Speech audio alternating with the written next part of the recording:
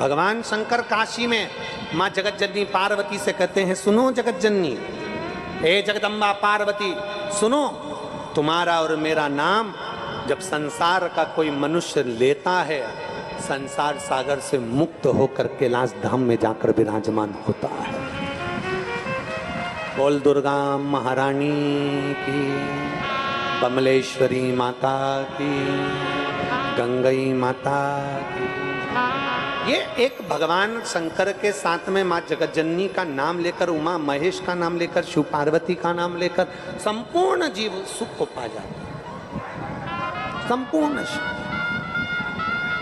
आगे वर्णन आया, चंचुला देवी भगवान शिव से कह रही हैं, चंचुला देवी ईश्वर जी से कहती हैं, मुझे मेरे पति की मुक्ति हेतु भगवान कोई ऐसा चरित्र श्रवण कराया जाए जिससे मेरे पति की मुक्ति हो जाए। तुमरुका जी ने बड़े भाव के साथ में 12 ज्योतिर्लिंग का स्मरण कराया। प्रथम सोमनाथ जी का वर्णन किया। चंद्र को काया रोग हो गया था, चंद्र के काया के रोग को समाप्त भगवान शिव ने किया, तो भगवान देवाधिदेव महादेव का नाम सोमेश्वर महादेव पड़ गया। अगर तुम सच मानो, सत्य मायने में अगर मानो, तो आज का जो भ्रमण है ना, ये भ्रमण आपका और हमारा दोनों का नहीं है। आज का भ्रमण जो ये बुजुर्ग 94 वर्ष की उम्र में दीवाल से टिककर ना जाने कितने कितने जन्म से मुझे पुकार रहा है, और आज उसका जो अंतिम समय आया है, उस अंतिम समय में वो मुझे पुकार रहा था, परंतु उसकी एक शर्त थी, उसकी केवल एक शर्त है, उसकी शर्त केवल एक है।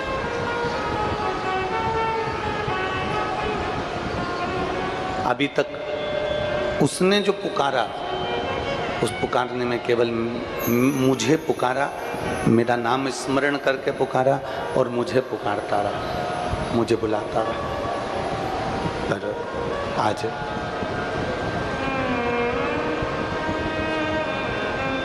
अकेले मुझे बुलाता रहा, इसलिए उसको काशी की भूमि पर मेरा दर्शन नहीं हुआ। पुकारते पुकारते उसके चित्त में जब महापार्वती जी का स्मरण आ गया, पुकारते पुकारते उसकी चित्त वृत्ति में जब माता पार्वती जी का स्मरण आ गया, पार्वती जी का नाम आ गया, और उसने पार्वती और शिव, उमा और महेश, शंकर और पार्वती, इन दोनों को आमंत्रित करा। तो आज आमंत्रित करने के अनुकूल आप और हमारा दर्शन इस बुजुर्ग व्यक्ति को हुआ, और इसका अंतिम योनि अब इसको प्राप्त हुई है। इसके बाद कोई योनि इसको नहीं मिलेगी, इसके बाद कोई योनि उसको प्राप्त नहीं होगी, कोई योनि में जन्म नहीं लेगा, किसी योनि में इसका जन्म नहीं होगा। अंतिम योनि है इसकी, अंतिम योनि। इसके बाद कोई योनि इसको मिलने वाली नहीं है। संपूर्ण गंगई वासियों का तो सौभाग्य है कि आपके गंडई क्षेत्र में एक तो मां गंगई विराजमान है, दूसरा देउल महादेव विराजमान है। यह आपका सौभाग्य है,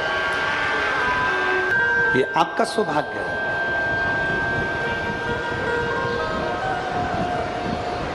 शिव महापुराण की कथा कहती है, भगवान देवाधिदेव महादेव का चरित्र कहता है, उमा महेश का चरित्र कहता है, उमा महेश की पवित्र कथा वर्णन करती है। उमा महेश का पवित्र चरित्र कह रहा है, उमा महेश शिव महापुराण वर्णन कर रही है।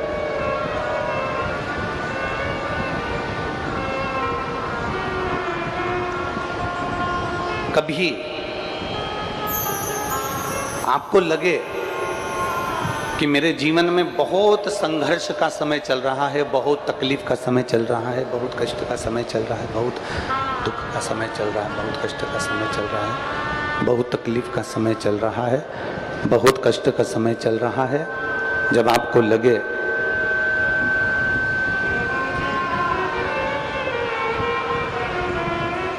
जब आपको महसूस होने लगे कि बहुत कष्ट का समय है, बहुत तकलीफ का समय है, बहुत कष्टप्रद समय चल रहा है, शिव महापुराण की कथा कहती है 2 बेलपत्र,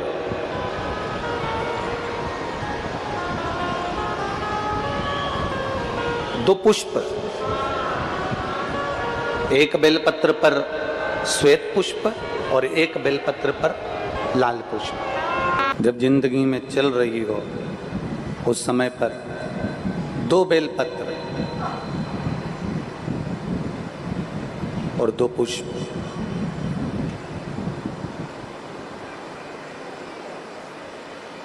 दो बेलपत्र और 2 पुष्प, एक पुष्प लाल लेना है, एक पुष्प लाल लेना है और एक पुष्प श्वेत लेना है।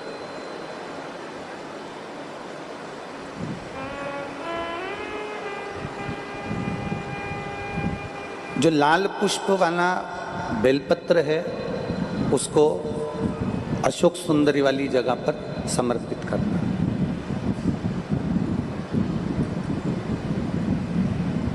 और श्वेत पुष्प वाला जो बेलपत्र है,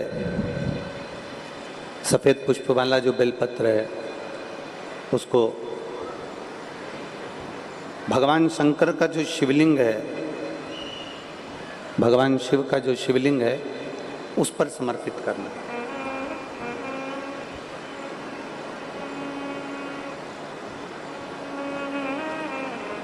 एक जो लाल बेलपत्र, लाल पुष्प का जो बेलपत्र है, लाल पुष्प वाला जो बेलपत्र है, लाल पुष्प का जो बेलपत्र है वो बेलपत्र अशोक सुंदरी वाली जगह पर, और श्वेत पुष्प का जो बेलपत्र है वो सफेद पुष्प वाला बेलपत्र भगवान शंकर के शिवलिंग पर समर्पित कर।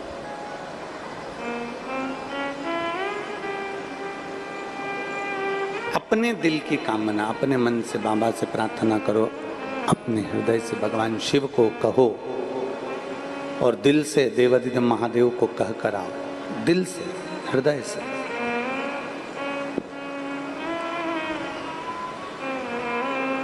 जब दिल से बाबा देवादिदेव महादेव से कहोगे, हृदय से भगवान शंकर से प्रार्थना करोगे, तो देवादिदेव महादेव सुनेंगे जरूर। शिव महापुराण की कथा कहती है कि विषम परिस्थिति में,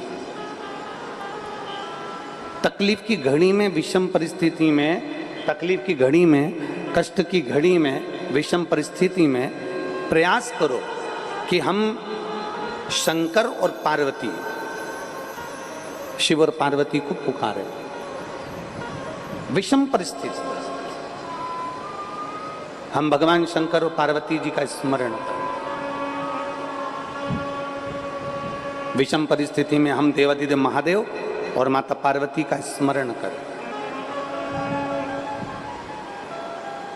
कई लोग कहते हैं कि गुरुजी हम शिव जी को जल चढ़ाते हैं और देवादिदेव महादेव को जल चढ़ाते हैं, तो क्या पार्वती जी को भी जल चढ़ाने जाना पड़ेगा? पार्वती जी को भी जल चढ़ाने के लिए जाना है?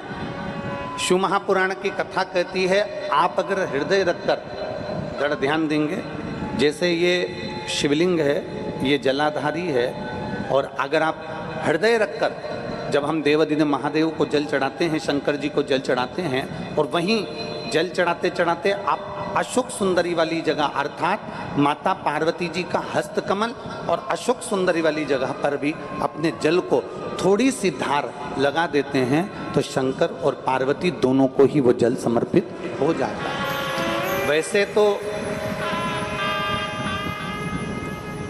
शिव महापुराण की कथा ये कहती है कि केवल एक देवादिदेव महादेव को जल चढ़ा देने से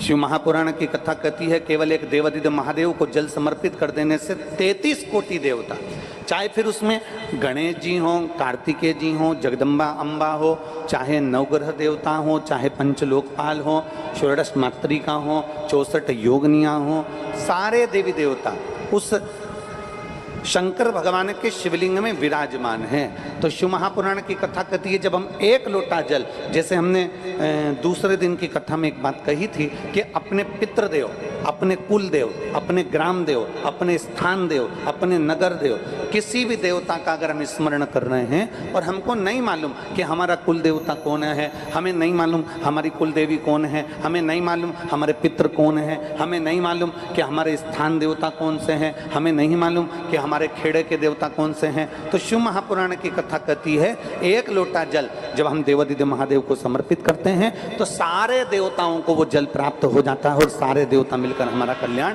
कर देते हैं। और मैंने तेरे ही भरोसे बाबा, तेरे ही भरोसे हवा बिच उड़ती जावांगी बाबा, डोर हत्तो छड़ी ना में कटी जावांगी, भोले मैं तेरी पतंग, शंभो मैं तेरी पतंग, हवा बिच उड़ती जावांगी बाबा, डोर हत्तो छड़ी ना में कटी। शिव कथा कर रही है।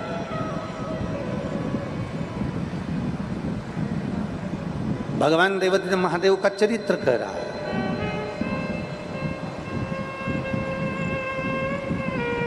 शिव महापुराण की कथा कर रही है कि जब भी हम देवादिदेव महादेव की चौखट पर पहुंचे, जब भी हम शिव महापुराण की कथा को श्रवण करने के लिए पहुंचे, जब भी हम भगवान शंकर की शरणागति में पहुंचे, तो शिव महापुराण की कथा कहती है हमारे भीतर के जो खोट होते हैं, हमारे भीतर के जो अवगुण होते हैं, हमारे भीतर के जो दोष होते हैं, शिव महापुराण की कथा कहती है प्रयास करा करो कि जब कथा सुनने जाओ तो एक मन में संकल्प लेकर जाओ कि मैं जो गलत काम करता हूँ उसमें से आज एक गलत काम शिव महापुराण की कथा में छोड़ दे रहा हूँ, उसके बाद मैं कभी नहीं करूँगा।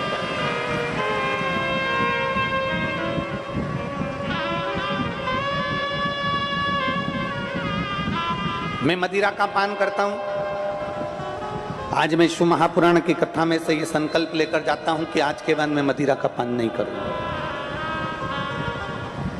मैं सिगरेट पीता हूं, बीड़ी पीता हूं, आज मैं शिव महापुराण में से ये संकल्प लेकर जाऊंगा कि मैं सिगरेट बीड़ी नहीं पीऊंगा। आज मैं संकल्प लेकर जाऊंगा कि मैं गुटखा नहीं खाऊंगा। आज मैं संकल्प लेकर जाऊंगा कि मैं जुआ नहीं खेलूंगा। आज मैं संकल्प लेकर जाऊंगा कि मैं कभी किसी का दिल न दुखाऊंगा।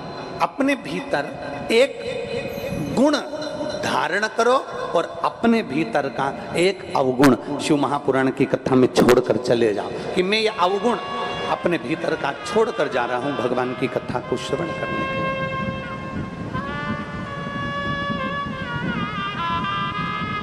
भगवान शिव की कथा श्रवण करने के बाद में मैं ये एक अवगुण छोड़कर जा रहा हूं। अपने भीतर मैं भगवान का विरल भक्ति को धारण करूंगा। मैं भगवान शिव की विरल भक्ति को अपने भीतर उतार। एक पत्र है, उस पत्र में एक बहन ने लिखा,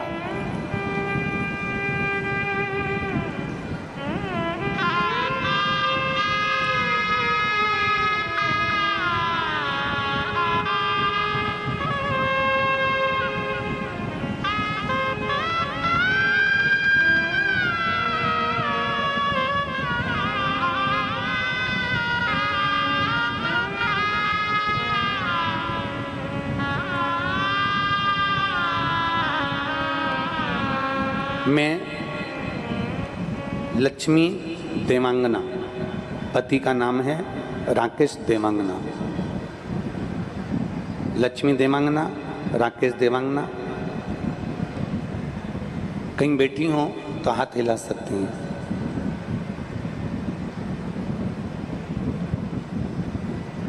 कोरोना काल से आपकी कथा सुनना प्रारंभ करा। मेरे पति नशा बहुत करते थे, घर में भी क्लेश होता था, मोहल्ले के लोग भी कहने आते थे, अब मैं करूं तो करूं क्या। तब मैंने शिवजी पे जल चढ़ाना प्रारंभ करा, देवाधिदेव महादेव से प्रार्थना करना प्रारंभ करा, शंकर का चढ़ा हुआ जल पति को देना प्रारंभ करा। आज मैं बाबा को धन्यवाद देने के लिए आई हूं कि मेरे पति ने नशे को छोड़ना प्रारंभ कर दिया और नशा कम कर दिया। अर्थात थोड़ा थोड़ा प्रयास जब हम अपनी जिंदगी में करेंगे, कुछ अच्छा करने का प्रयास करेंगे, कुछ एक संकल्प अपने भीतर लेकर चलेंगे कि मुझे ये करना है, अपने भीतर एक संकल्प को धारण कर कर चलेंगे कि मैं शिव महापुराण की कथा में सुनने के लिए गंगई जा रहा हूँ, मैं शिव महापुराण की कथा सुनने के लिए गंडई क्षेत्र पहुँच रहा हूँ, तो मैं भी एक संकल्प कर कर जाऊँगा कि वहाँ से जब लौट कर आऊँगा तो अपना एक व्यसन, एक गलत काम, अपने भीतर का एक दोष मैं छोड़कर परमात्मा की शरणागति की ओर बढ़ूंगा। एक अवगुण छोड़ जा।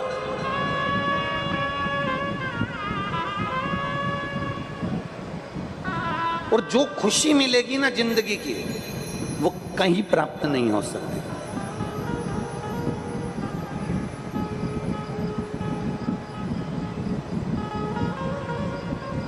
एक माताजी ने पूछा, गुरुजी हमारे को खुश रहना है तो हम कौन सा प्रयोग करें। मान लो हमें खुश रहना है तो हम कौन सा प्रयोग करें। तो हमने कहा, अगर जिंदगी की सबसे बड़ी खुशी चाहिए तो प्रयास करो, मौन रहो। जितना मौन रहोगे उतने खुश रहोगे।